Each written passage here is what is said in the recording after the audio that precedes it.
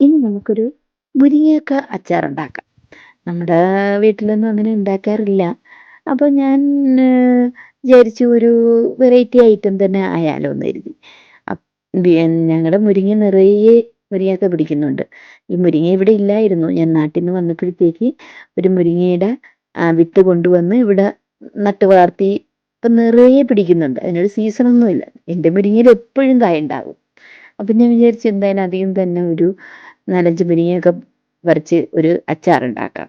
അപ്പം ഞാനിപ്പോൾ ഒരു 4 മുരിങ്ങയൊക്കെയാണ് എടുത്തിട്ടുള്ളത്. അതിനെ ഒരു ഫിംഗർ വലുപ്പത്തിൽ കട്ട് ചെയ്യുക.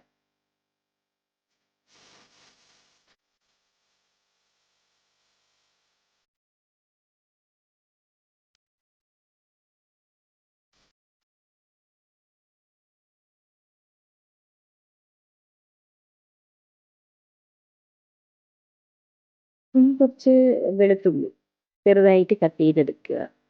അത് ചോപ്പ് ചെയ്ത് വേണമെങ്കിലും എടുക്കാം, അല്ലാണ്ട് ചെറിയ പീസായിട്ട് കട്ട് ചെയ്തിട്ടാണെങ്കിലും എടുക്കാം. പിന്നെ ഇതിൽ ഉണ്ടാക്കുന്നതിനുള്ള സാധനങ്ങൾ നമുക്ക് പരിചയപ്പെടാം. മുരിങ്ങയൊക്കെ, പുളി, കടുക്, ഉലുവ, വെളുത്തുള്ളി, മുളക് പൊടി, കായം, ഉപ്പ്. ഇനി ഒരു ഫ്രൈ പാൻ അടുപ്പിൽ വെച്ച് എണ്ണ ഒഴിക്കുക. അതിൽ കട്ട് ചെയ്ത മുരിങ്ങക്ക ഇടുക.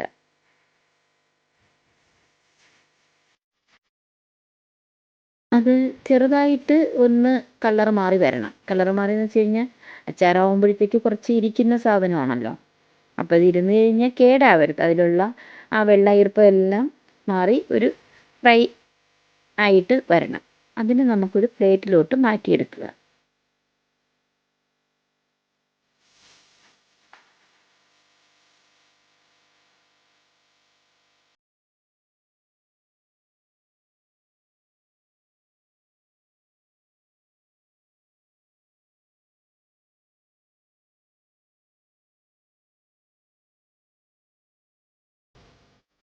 മുരിങ്ങയൊക്കെ വെച്ചാലേ ഇതൊക്കെ ആന്ധ്രയിലാണ് കൂടുതൽ ആൾക്കാർ ഉണ്ടാക്കുന്നത്.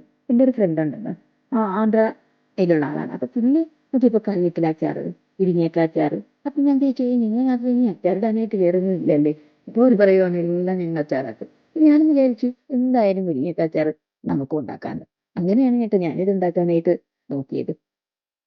കുറച്ച് പുളി അടുപ്പത്ത് വെച്ച് അതിനെ ഒന്ന് ജ്യൂസ് ആക്കി എടുക്കണം.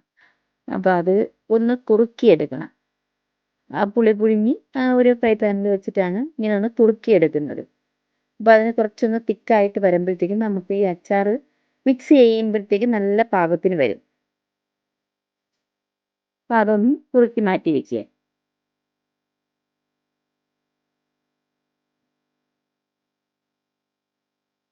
ഇനി നമുക്ക് അച്ചാർ മിക്സ് ചെയ്യാം. ബേസിനെടുത്ത് അതിൽ മുരിങ്ങയൊക്കെ ഇട്ട്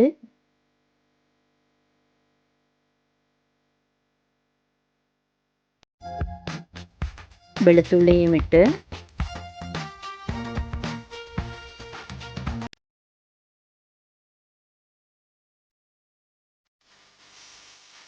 പിന്നെ കുറച്ച് ഉപ്പ്,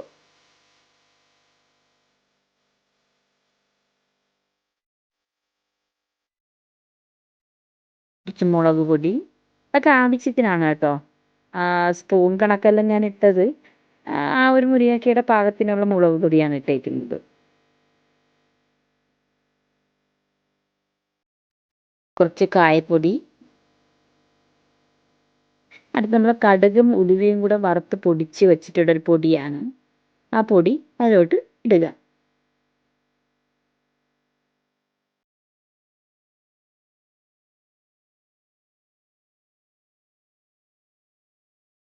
അവസാനം പുളി ജ്യൂസ്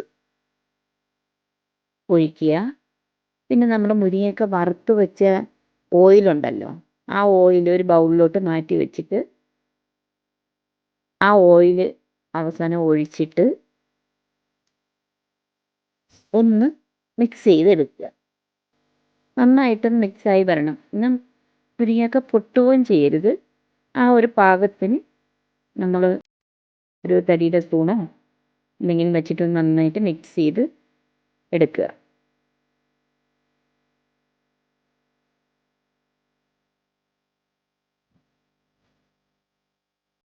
സാവകാശം ഇളക്കിയാൽ മതി കേട്ടോ.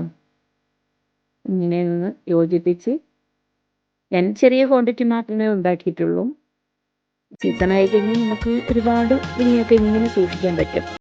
അച്ചാറാക്കി നമുക്ക് ഒരു കുപ്പിയിലോ അല്ലെങ്കിൽ ഏതെങ്കിലും ഒരു ഭരണിയിലോ ഒക്കെ സൂക്ഷിച്ച് വെക്കാം.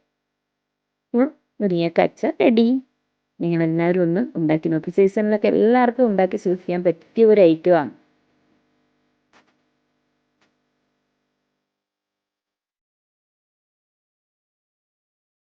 നല്ല ടേസ്റ്റാണ് കേട്ടോ. നിങ്ങളെല്ലാവരും ഒന്ന് ട്രൈ ചെയ്ത് നോക്കണേ.